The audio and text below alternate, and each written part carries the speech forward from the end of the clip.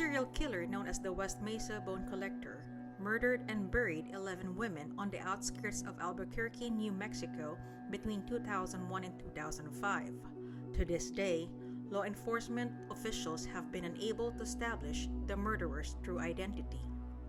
In mid-2005, Albuquerque police detective Ida Lopez noticed that women with drug and prostitution ties were disappearing from the city. Lopez had made a list of 20 possible victims. All those women had been missing for some time, and they all resembled the known victims. Of that list, 11 were discovered buried in the serial killer's dumping ground, and 3 others were discovered alive and well. The remaining 6, however, are still missing and may have fallen victim to the murderer.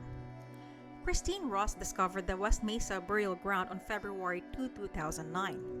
Ross was walking her dog Ruka near the intersection of Dennis Chavez Boulevard and 118th Street in Albuquerque, New Mexico. Then, Ruka discovered a bone that looked like a femur. Ross wasn't sure if the bone was human, but she suspected it was. She snapped a photo and texted it to her sister, a registered nurse, who confirmed it was true. Ross had begun to expose horrors the city had never seen with her call to the Albuquerque Police Department. Detectives spent weeks combing the undeveloped West Mesa near 118th Street, uncovering all 11 graves. They had to unearth skeleton after skeleton from a mass burial site on Albuquerque's far southwest mesa, a 100-acre barren patch of desert. The crime scene, which police described as one of the largest in American history, required teams of investigators to coordinate the dig around the clock. They moved massive piles of dirt with heavy equipment and hand-sifted certain areas for evidence. They spent at least 2.5 months on the job. The graves held the remains of 2 teenagers and 9 adults, one of whom, Gina Michelle Valdez, 22 years old, died while 4 months pregnant. The bodies were discovered scattered across a desolate, empty plot of land rather than in a single mass grave. The only discernible pattern was that 10 of the victims were either sex workers or victims of sex trafficking. Meanwhile, Jamie Barilla, 15 years old, was the 11th. Evelyn Salazar, her 27-year-old cousin, was discovered buried next to her. Both had vanished after walking to a nearby park in 2004. Except for one, the victims of the West Mesa murders were all Hispanic and born and raised in New Mexico. Silania Edwards, 15 years old, was identified as the only black victim at the scene, as well as the only one from out of state. Edwards was identified as an endangered runaway from Lawton, Oklahoma in 2003 and was last seen in May 2004 with 3 sex workers in Aurora, Colorado. She may have gone by the names Mimi or Chocolate while staying at the Ranger Motel, according to police reports. Medical examiners took nearly a year to identify the decomposing victims, the majority of whom were Hispanic and all of whom were female. Then, they began the difficult task of identifying each of them, quickly realizing that many of them had been missing for years. In addition to Barilla, Edwards, Salazar, and Valdez, they are Monica Candelaria, 22 years old, Victoria Chavez, 26 years old, Virginia Cloven, 24 years old, Cinnamon Elks, 32 years old, Doreen Marquez, 24 years old, Julie Nieto, 24 years old, and Veronica Romero, 28 years old. Albuquerque police knocked on doors while the FBI created suspect profiles. They gathered information from bereaved families and residents, which helped them determine when the victims were last seen, but not how they died. Barilla was last seen leaving a family gathering with Salazar for a park near the airport on San Mateo and Gibson Boulevard. However, most of the other victims vanished with even fewer details. Many had gone into sex work or fled their homes years before they died. The cops were stumped. The tragic reality was that sex workers were easy targets and were frequently separated from relatives, while communities were oblivious to their disappearance. Most of them had not even been reported missing when their remains were discovered. With each cleared suspect, promising leads became dead ends. Detectives were left with the fact that serial killers move quickly, often disappearing long before their victims are discovered. Perhaps it is for this reason that the FBI's $100,000 reward for information has gone unclaimed for over a decade. During the early stages of the investigation, police made several suggestions for potential suspects in the West Mesa serial murder case. investigators refused to provide any names, only vague descriptions: a prisoner, a military man, a pimp. 5 months after the first bones were discovered, then Police Chief Ray Schultz announced that the suspect pool had been reduced to 5 people. Months later, he said there were only a handful of suspects left. But whoever those suspects were, it appears that the police were never able to gather enough evidence to charge any of them. Lorenzo Montoya had a questionable criminal history. Not only did he live near the burial site, but he was arrested in 1999 for attempting to strangle a prostitute he'd picked up and taken to a remote location.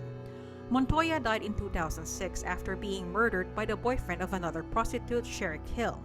Montoya had hired Hill, then bound and strangled her.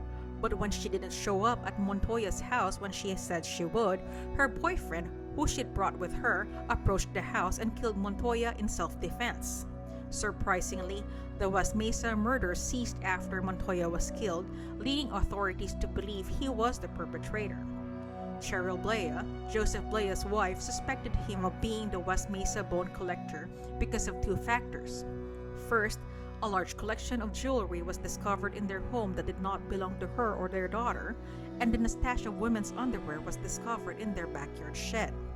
Furthermore, between 1990 and 2009, police encountered Blea nearly 140 times, often in drug-infested areas frequented by the victims. When the police finally apprehended him and brought him in for questioning in 2003, they discovered electrical tape and rope in his car after he was arrested for exposing himself to a woman.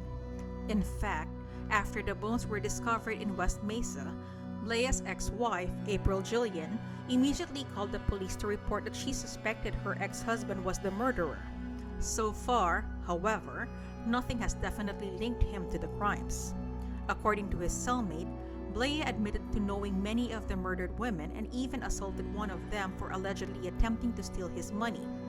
Ultimately, a lack of evidence prevented the murders from being linked to Blea, who is serving a 90-year sentence for sexual assault cases dating back to the 1980s and 1990s.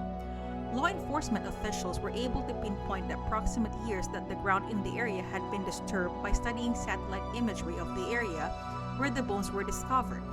They were even able to locate tire tracks that led up to and around some of the burial sites that appeared between 2003 and 2005. Those photographs also revealed evidence of soil movement, most likely caused by the digging of the graves.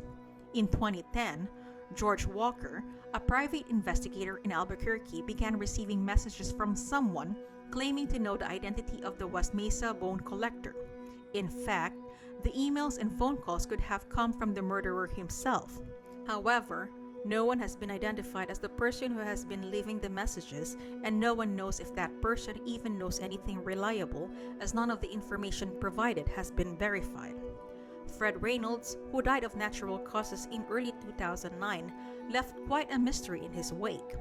Reynolds was a former heroin addict who died while looking for several missing women, one of whom was Doreen Marquez, whose body was discovered buried in West Mesa. Reynolds, according to Lori Gallegos, a friend of Marquez's, may have been running an escort service that employed many of the victims. The real mystery here is why he had photos of Marquez and the other missing women before the body dump was discovered. Did he know something the cops didn't, or was he the murderer? The main problem in the West Mesa Bone Collector case is a surprising lack of evidence. While the bodies were buried, they decomposed dramatically, and any reliable physical evidence, including DNA, decomposed alongside them. In fact, the coroner couldn't even say for sure how the victims were killed, only that it was homicidal violence. Furthermore, no eyewitnesses' testimony has been presented indicating that the victims were ever seen with the murderer. Scott Lee Kimball was released from prison early in 2002 after agreeing to work as an informant for the FBI, but instead went on a killing spree, landing him back in prison by 2005. Since then, he has been accused of murdering his former cellmate's girlfriend, Jennifer Markham, as well as Casey McLeod, a 19-year-old woman who would have technically been his stepdaughter because he married her mother after she vanished. Kimball was also accused of murdering his uncle, Terry Kimball, and a woman named Leanne Emery. He is currently serving a 70-year sentence in prison. Kimball was named as a suspect in the West Mesa killings in 2011. He allegedly visited the area on a regular basis for work between 2002 and 2005, and he has a history of violence. However, he denies being the murderer, and no direct links have been established between him and the victims. Unfortunately, this case has received little attention from media outlets, and many suspect that this may be due to the victim's occupation. All the victims were known prostitutes and the others had drug problems. Each of these factors is thought to have played a significant role in the amount of attention that the case has received thus far. People in the area are still disappointed that the police haven't paid more attention or provided more answers, and they continue to hope for a break in the case and peace for the women who were killed.